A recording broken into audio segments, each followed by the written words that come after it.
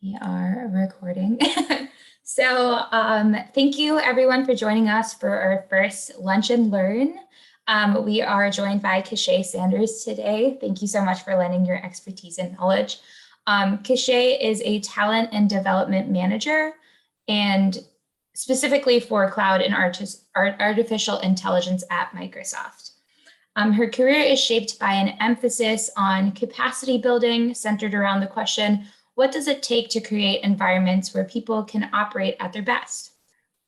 This interest has led her through diverse experiences, from developing curricula for girls' empowerment programming in India to working on human capital projects in nonprofit. She now aims to continue applying an innovative and iterative approach to human capital, designing initiatives which develop employees at scale and drive the objectives of the core business. So today she will be sharing with us the real world perspectives of what work of HR and people operations looks like in action at a competitive tech firm like Microsoft. So Kashay, I'm going to hand it off to you. Thank you so much, Monica. So when Allison reached out to me about this forum, what she mentioned was, this desire for your cohort to demystify and debunk and dig into like what's on the other side of the screen. So like, what does people work, people strategy really look like when the rubber hits the road? And so I built this presentation around that. But also I realized I couldn't talk about that without talking about my story and my journey to HR, which is a little bit unconventional and shows, I think, how much space there is in this field for people who think in pretty diverse ways. But first, I just want to get a sense for this audience. So I have a couple questions for you to start with. So first, for those on the call, has anyone like worked in HR or HR adjacent fields before? Just to get a lay of the land here. Yeah, so I could go first. I started an HR internship last year, and I'm still doing it right now. But I just pretty much do anything that they need help with. They're a smaller government contracting company. So I've done things from helping create employee engagement surveys to looking how to outsource those, looking into like corporate gifting and trying to give employees some sort of like reward or recognition during the pandemic so they feel like recognized and comfortable and feel like their company's doing something to kind of like elevate company culture, and just trying to help them, I guess, get more resources for their employees and kind of gauge the current climate and get any form of feedback that I can with regards to how they feel during the pandemic to try to help our organization make adjustments. Awesome. Yeah, and I love that. I think you do point out like the fun, I can say, of perhaps doing HR in a smaller organization is like you get to just stretch out your arms and grab what's needed. And I will say, in a company like Microsoft, the roles are very parsed out and you have the thing that you do. And of course there's cross collaboration, but you don't always get to like hold as much vastness in the role. So that's cool that you're getting that experience. Maybe one more, any past experience just to get the lay of the land? Well, so I did change management. Sarah, I was just put in the chat that she did HR and people analytics, I think mostly for hers, Okay. doing an employee engagement survey. And I just got an internship in some like talent and development area. So, but no experience yet. Okay. All right. Perfect. Okay. So that just gives me a sense of just like what you're working with and what to focus on as I go through. So just to give you a sense for what I'm gonna do in this presentation, we're gonna start with where it started, literally where I started, how that journey led me to HR. And then I'm going to dig into HR at Microsoft broadly and some of the roles that I've had. And hopefully that can spark discussion, questions, and we can compare and contrast that with experiences you've had so far. So in terms of where it started, my story starts in New York City. Specifically, I claim the Bronx, New York. So let me just go for it. There it is, the Bronx, New York, BX. And so I love so much about being from New York City. The food, I'm very picky about pizza. I have an immense appreciation for diversity and think one of the greatest gifts given to me was just this belief that coming from a different walk of life doesn't have to like challenge your own core beliefs or way of going about the world. And I would say from my time growing up there, I feel kind of an intense hustle and drive that comes from being in that environment as a child and beyond. So I will always, always feel proud of that. Another just fundamental aspect of being from New York City is public transit. So you're taking subways and buses everywhere, no one drives. And high school was no different. So I lived in the Bronx. I went to high school in Manhattan. It was a 90-minute commute one way. Now I realize that's absurd. At the time, it was just normal. But what I didn't realize was that those subway rides were shaping me and shaping a perspective. I started to notice that as I went from the Bronx to downtown, the demographic and infrastructural realities were changing around me. As I went further downtown, I felt like a sense of more bustling opportunity to grow and build a life and build a career that I didn't feel in the Bronx. And so I said, wait, there seems to be a whole group of people that is cut off from the same access to opportunity. And that observation sort of infuriated me. And I wanted to think about, is there something I can do to intervene in this issue, particularly on behalf of communities that look like me? And that led me to the question that you read from my LinkedIn profile, and that really did shape, especially the first part of my career, which was like, how can I create environments that enable people to operate at their best? And I would extend that probably to say, and build a sustainable life for themselves and their families. And so, you know, my first kind of step in pursuit of this question was to immerse in the social sector. And so I always say that I sampled the buffet of social impact because I tried a bunch of different things. So as mentioned, I lived and worked in India for 2 years, working at the intersection of international development and gender empowerment. I was working for a girls-focused social enterprise startup. And this is really where I cut my teeth as a professional. There were 11 people. I was de facto like second in command to the executive director, punching above my weight a lot, but doing incredible work that felt so much bigger than us and the team. At a point, I decided it was probably time to go home. I found myself being drawn back to the city that spurred my interest in social justice to begin with. So I moved back to New York. And I did a fellowship program called New York City Urban Fellows, which got early career professionals and placed them in city agencies across New York. And during that time, I worked in the mayor's office and the parks department.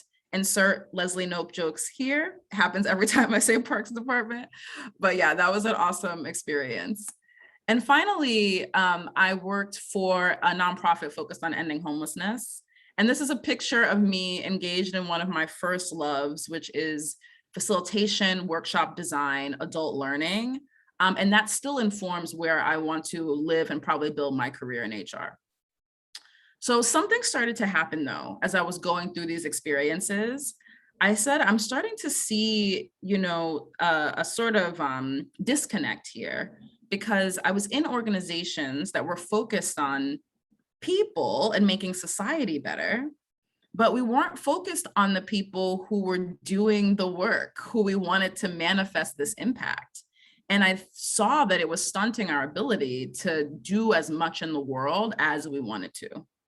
And so I said, what is this like kind of work that helps people work together better and minimize some of the toxicity that can come forward in workplaces if you don't watch for this stuff. And so the dots started to connect in my mind. I was like, okay, it's not about the what of the work, it's about the how of the work. But there's no job like that. Like, no one does that. And I was saying that to a mentor. I was like, if only there was a job where I could just like focus on people and how they work together all the time. And she was like, Kashay, there are many, many jobs like this. A lot of them are in HR.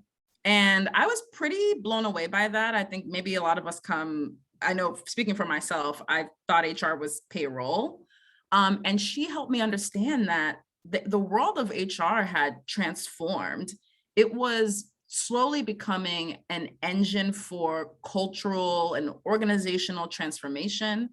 And she said, you can build organizations that reflect a lot of the values that you care about and that you were kind of expressing through your work in the social sector. And so that realization really changed my life and evolved the question I was after into how can I create environments that enable people to operate at their best within organizations? So pulling all of that passion I have for, better and more healthy societies into how organizations work and how people work together.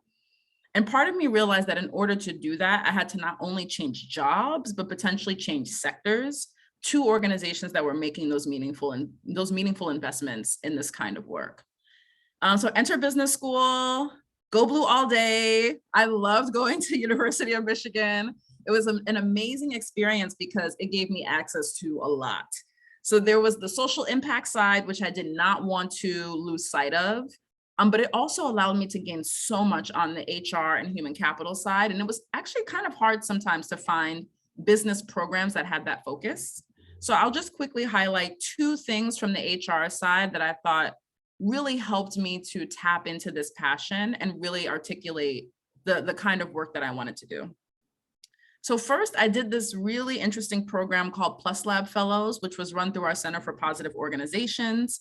Every week, business leaders came to talk to us about positive organizational practices they were implementing that were helping to turn their organizations into healthier places. That's me nerding out in the front, so happy because I'd been waiting to have these kinds of discussions. And so I dove in a little bit deeper and ended up doing an independent study with one of the founding professors of the center. And I focused specifically on building high quality connections on virtual teams, ironically before the pandemic. And so doing all of this made me realize, after business school, I want to go to a place where positive organizational practices can flourish and are encouraged, and I can really experiment with this stuff and have that runway to do so. And so going through business school, it became about how do I put my passion for thriving organizations into practice? And that's where Microsoft came in. It was really clear to me that this was an organization that was ready to do the work. Around the time I had joined, the current CEO had been installed for about 5 years, and it was very public, the organizational change that he wanted to make in Microsoft. At that time, watching interviews that he did, he almost always mentioned his CHRO by name and how they were working side by side to change Microsoft from the inside out. And as I talked to individuals as well, it seemed like this wasn't just lip service. Like people were really feeling the impact of a brand new culture at Microsoft, moving away from this more command and control kind of fear-based culture to something that is, open and collaborative and where people don't hide mistakes or hide failures. So I'm going to transition into talking about like some of the specifics of how HR is structured at Microsoft and my experiences, but I want to pause just because I've been talking for a while. So I would love to hear from you all, like, first, just what resonates with you so far? Have you had similar experiences in your journey to this field? Did you always know what HR was? I'm interested to hear your stories. I mean, I can jump in first. Absolutely not. I also had the assumption that HR was just payroll, maybe complaints when you had inter-office issues that then would have nothing done about them, and the very negative view. And truly it was Ginny talking about her experiences actually in sort of HR and talking through some of, she was saying, you know, this isn't actually a realm that I'm not interested in, but I think it does align really clearly with your interests. So I had an advocate really also step in and say, you know, I think this is something that you should look into. And similar to you, I had a background in all nonprofits. I've actually never worked at a for-profit yet. But at a certain level, it's like, you know, grass top versus top down. You know, I want to be able to affect policy change really widely. And I think especially with DE&I work we've really seen recently, you can have great social influence through corporations even. And that sort of area has grown my interest in specifically HR and not just, you know, the nebulous sort of people analytics or people management areas. Yeah, I love that. And like yourself, yeah, Microsoft was my first corporate job. And, you know, it's interesting. I have seen a trend, especially in business school. A good number of us had come from nonprofit. And that connection to me feels really natural. Like you're interested in people's well-being and growth. And sometimes I look at like the organization as, how can I build a microcosm of the society that I want to see like inside this organization? Yeah, so much of that resonates. Okay, so I'll move forward so we can discuss more detail, but thank you for sharing that. Oh yeah, and Sarah put in a comment too, if you want to read that. I don't want you to miss it. Oh yes, I think this was from the beginning, I think. But yes, please share more and then we can grab other things in the chat at the end. Okay, so really quick overview of how HR is structured at Microsoft. So I won't go forward, okay. There are 5 centers of excellence. So I imagine you might be aware now, but centers of excellence, I almost think of them as like the specialty houses in HR. So they come up with an approach to a particular topic and then they scale it across the company. So we have 5. There's talent, learning, and insights, which is our learning and development arm, essentially. There's a little bit more under that, but that's the simplest way. Total rewards tends to focus on, you know, comp and ben, you know, how we think about performance at Microsoft and impact. Global diversity and inclusion, probably pretty obvious. Global talent acquisition is recruiting. And HR services is almost like our operations arm, HR operations. So they think about what are the tools and technology and processes that enable HR to do its work. And then there are what we call our line teams. And all these are just like the business facing HR teams. The centers of excellence are very much within themselves in a way. The line teams are sprinkled throughout the company and they're aligned to specific divisions. And broadly, you know, it tends to break down into engineering, go-to-market or sales, and corporate functions. So what I just put on the side are just some samples of the kinds of work happening in each of those buckets. So for instance, in the line, you have your HR business partners, you may have your employee relations or organizational development, et cetera. Whereas the sub areas in the COEs are more like, I guess, issue or topic based. And so I came to Microsoft through the HR rotational program, which starts with an internship. You do 3 years, 3 rotations. There are benefits like mentorship and, you know, targeted L&D. And just recently, they added the option for an international rotation, which I imagine will be resumed after the fellowship, after the pandemic. And so for me, this was perfect because I knew I wanted to be in HR, but didn't have, super strong feelings about where in HR was best. I had hunches. So this has been such a great way to test out different vantage points in HR so I can decide where I want my home to be ultimately. And so I'll give you a brief overview of what my experiences have been. My first rotation was as a program manager for our new employee orientation experience. That was based in the Talent, Learning, and Insights COE. And basically, my core accountability was to manage the experience for all of our new hires that came through the Washington area, which came out to about several thousand people a year. By the end of my rotation, I was managing the process for the US at large because it went virtual essentially.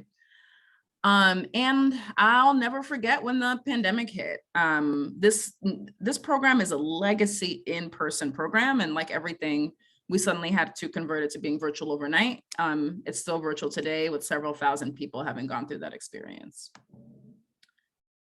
And just wanted to give you a peek into a week in the life. Sometimes I think these high-level descriptions are good for the lay of the land, but sometimes I'm like, what is it really like to do this job? So a week in the life for me, every Monday we had a new employee orientation, and it could be anywhere from 180 to 300 people coming in for the program. In the middle of the week there, I might do things like update content for orientation to better meet the need of the new hires. I also hosted forums to bring together the people who ran the program globally, so we could align practices and also share updates on things we wanted to roll out across our sites. I also, at that time, for the Thursday box, managed a new hire webpage. It was our one-stop shop, and did things like attended, division-wide offsites. So this is just a snapshot of what it was like to run this learning program under our Talent, Learning, and Insights division. So I'll do this 2 more times and we can do it, we can chat. So my next rotation was in a line team. I was specifically aligned to the corporate functions. Within that, I was responsible for, along with the team, supporting HR. So I was an HR business partner in HR for HR, which is meta because you're providing HR support to the people who do HR. What is that famous quote? The cobbler's kids have no shoes, which is like sometimes people don't take care of their own and they kind of put their skills out into the world and don't bring them at home. HR for HR is meant to help us not do that, to make sure that our people practices are just as strong as we're promoting in the business. And so with that, I supported special projects across HR, but also coached HR leaders directly on their own teams and employee processes. So one example in that never forget box was I focused on an HR-wide effort to ensure that we were accountable to our own commitments to our D&I strategy in HR. So I worked directly with the CHRO's direct reports and kind of helped them to engage in programs to do just that, whether it was mentoring programs, focus groups, retention activities, what have you. Week in the life. So a typical week at that time looked like maybe one day I would prep someone to run a mentoring ring with junior employees. Another day I would be helping a leader think through how are you going to think about your leadership team effectiveness and drive your own team mission and priorities. For Wednesday, I would often sit with leaders and help them think through what is the best way to evaluate employee impact in a way that's fair and aligned across your leadership team. And finally, I would do things like help out again with HR-wide events. So I helped out with our first all virtual conference in HR, a learning summit. So that's what that bucket is getting at. Last but not least, my current rotation. So I'm in a division called Talent Management. I'm still on the line, and now I face engineering. So talent management is interesting. I'm still trying to think about the best way to describe it. But how I try to think about it is It's a group of people in HR that are focused on large segments of the employee population and thinking about how to develop, retain, and pull the best out of these like segments of people. So for instance, the segment I focus on is early career. Some of my colleagues focus on like corporate vice president level. Some others focus on partner level. So you're thinking at scale about programmatic motions you need to support these communities. So for instance, and I'll never forget, one thing I'm doing is piloting a program to help to make it easier for early career individuals to move across Microsoft. So that's just one example. So, you know, a week in the life, one day I was in a meeting on how are we investing in our headcount around the world? And is that strategy sound? So I was a part of efforts that dealt with that. Another day I was focused on a program that's kind of early in career where we're thinking, you know, how do we provide engineers, young engineers, exposure to the sales side, for instance. And in this latter half of the week, I focused a little bit on this internal mobility pilot that I mentioned earlier, and also engaged in a special project focused on how do we help an acquired division onboard from an HR perspective into our organization. So this is a week in the life. So those are my 3 rotations. I would be curious about any of these questions. So either areas of HR that most interest you, anything that resonated from what I shared, or anything you want me to go back to and share again that you want to dig into a little bit more, because I know I gave kind of a broad lay of the land there.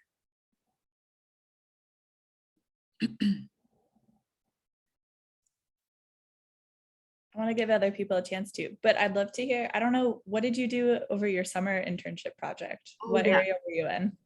I was actually in the HR operations side of the house. So that was that HR services division. Mm-hmm. And the project was pretty specific. So we have thinking of an easy way to describe it. So at Microsoft, there are maybe about, I don't know, over 120,000 employees or something. And there's about 2,000 to 3,000 HR people. So that is a lot of HR people, but at that compared to the employee population, we can't always go deep with every employee. So we have a system where we can kind of offload more transactional questions onto almost like a helpline, essentially. So there's a group of people that are set up to answer these questions. And my role was to think through how to make their roles more efficient so they could more quickly respond to employee inquiries. Yeah, so it's, I guess, you know, when you have an HR organization that large, you do start to have to think about, you know, how do we free up our HR people so they aren't burdened by the same question over and over and over again, and they can actually focus on some of these, you know, more consequential things like organizational change, change management, retention development, et cetera. I'd also love to know, I know you said that one of your main interests and first loves was training and development. So how is that handled? I guess it sounds like currently you're kind of in that realm on like maybe more of like the policy side, but do you think, how is that handled at HR at Microsoft? Because I think there's several people on the call, I'm using my knowledge, that are interested in that area too. I think I was probably closest to that in my first rotation because I was in the learning and development division. Mm-hmm. So it really depends on the kind of program you're working on. But because I was working on essentially a learning program, I got to influence the design of that program and how it was delivered to our new hires. So whether it was like updating content, training facilitators, and just trying to make the experience continuously more engaging. I was also able to build that into my second rotation because I was building out learning programs as well, whether it was like mentoring programs or thinking through what should various aspects of this virtual conference look like. So I sort of naturally have found ways to weave it throughout. I would say the all up approach at Microsoft is, I'm trying to think of how to describe it without jargon. How it works is that, the learning division tends to see a need for a learning intervention, and they build it and resource it with facilitators that might not be, full-time employees from Microsoft. And so it may not be your full-time job to like facilitate and build workshops and programs. What happens more often is that you are designing the concept for what these things should look like. And then you have a team of people that plug in at different points to actually do some of the nitty-gritty. Interesting. Yeah. And I think it's just because of, again, the size and scale. It's possible at a smaller organization, you would be doing everything from like building to like implementing these things. Right. Do you think you'll stay at Microsoft for a while? I know you're done with your 3 years now. Yeah, I mean, that's the plan right now.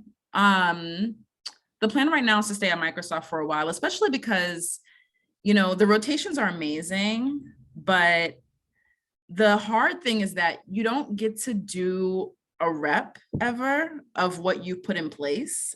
So you build these things during your year and then you leave. And I would like to kind of challenge myself to see what it's like to have to iterate on something that I've built at Microsoft. Yeah, no, that makes sense. Yeah, but yeah, anything else? Like I see Adriana or Jacob, what's coming up for you as you take this in, I guess?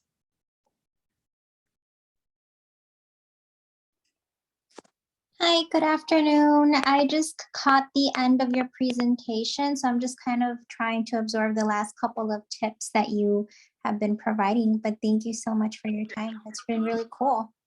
Oh, thank you. Thanks for joining. Yeah, Adriana, well, I was going to say, do you want to tell Kashay what you're doing? Because you're working in HR right now.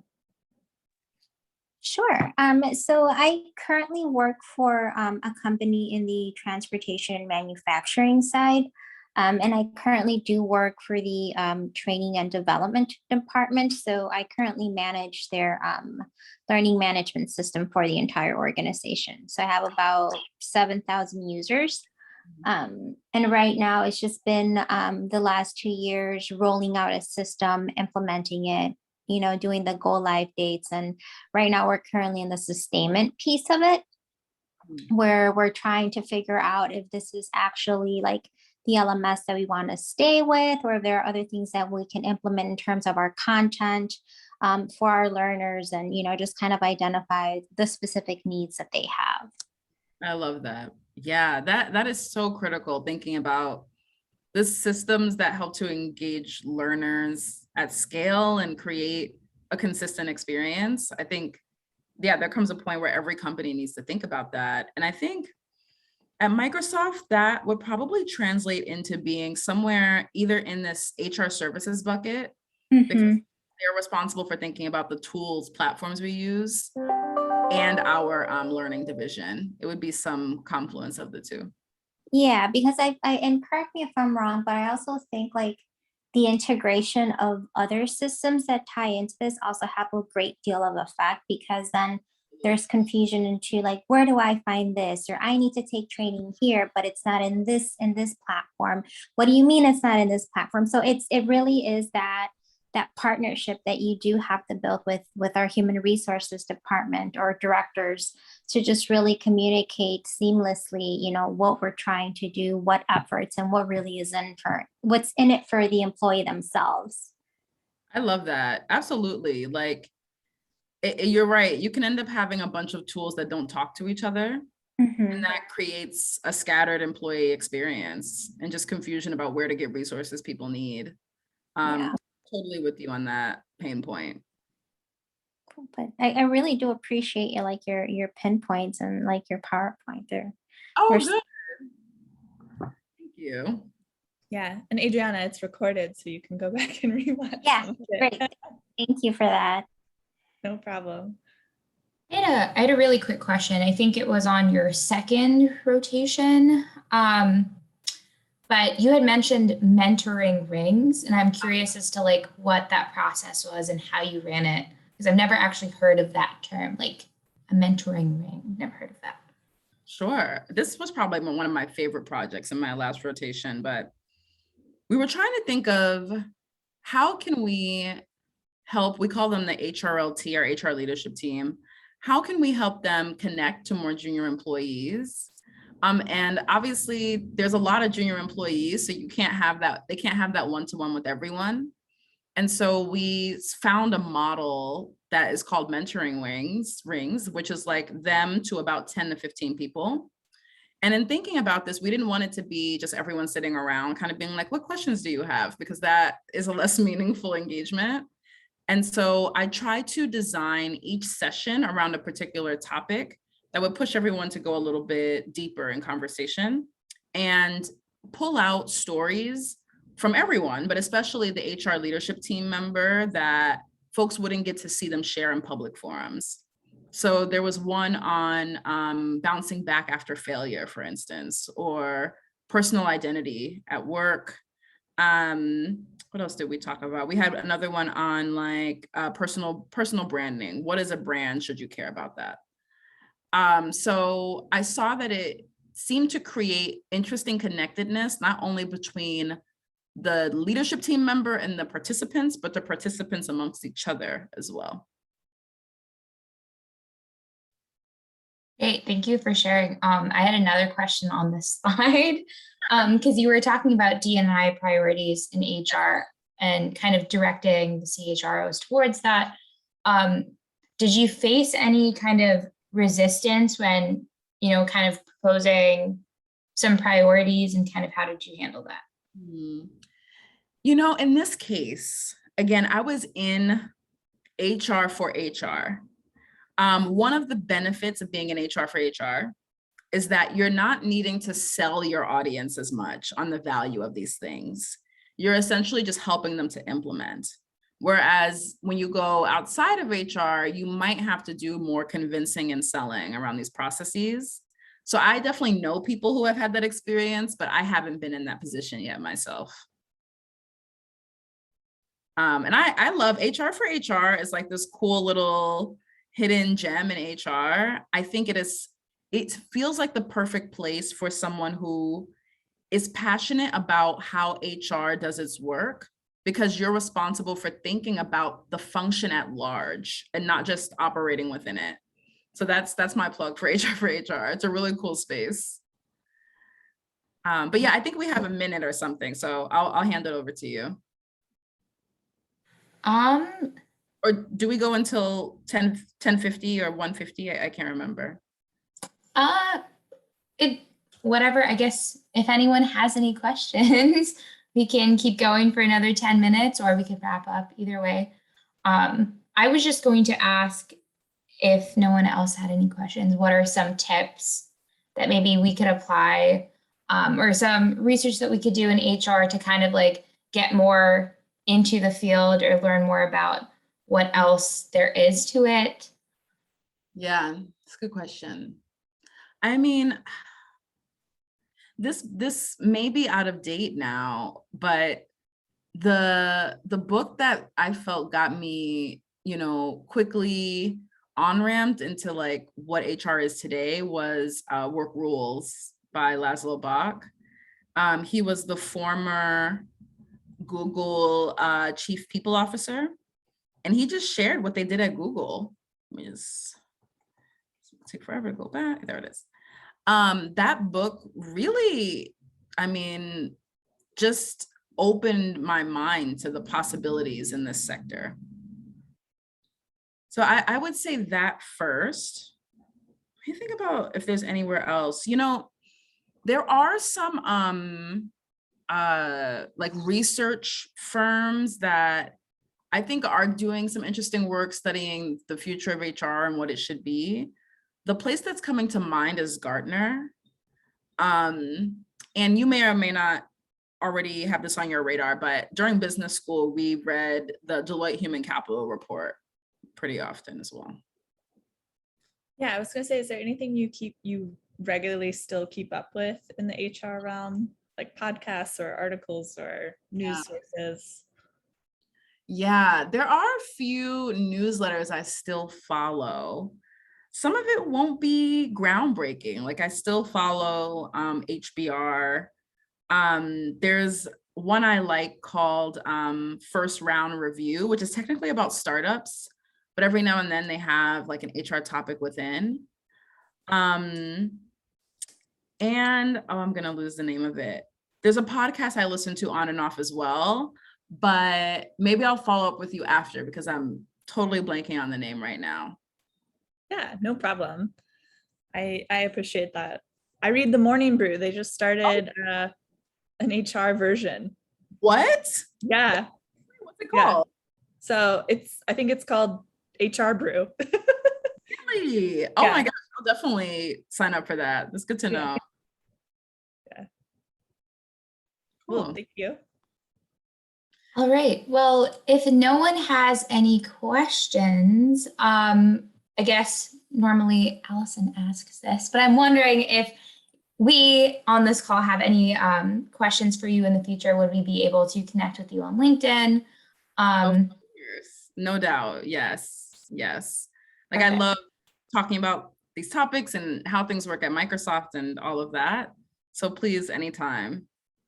Awesome. Great. Well, thank you again so much, Kashay, for your time this afternoon. This was like our first lunch and learn. So I appreciate you taking the time to talk to us. That's pretty much all I had. Thank you, Allison, too. She's our career development chair, and she is organizing all of these wonderful events that we're having virtually and in person. So I just wanted to let you guys know, too, we have a couple things coming up. We have more Lunch and Learns next week and the following week. And we have trainings, and we're going to be having a social event this Saturday. So make sure to check the newsletter for any additional information and contact information. But thank you again, Kashay, for joining us tonight, or today, not tonight, this afternoon. And we'll be sure to share your LinkedIn information with everyone. Awesome. Well, have a great rest of your day. Awesome to spend time with you guys today. Thank you. Thank you. Bye, everyone. Thank you. Bye. Bye.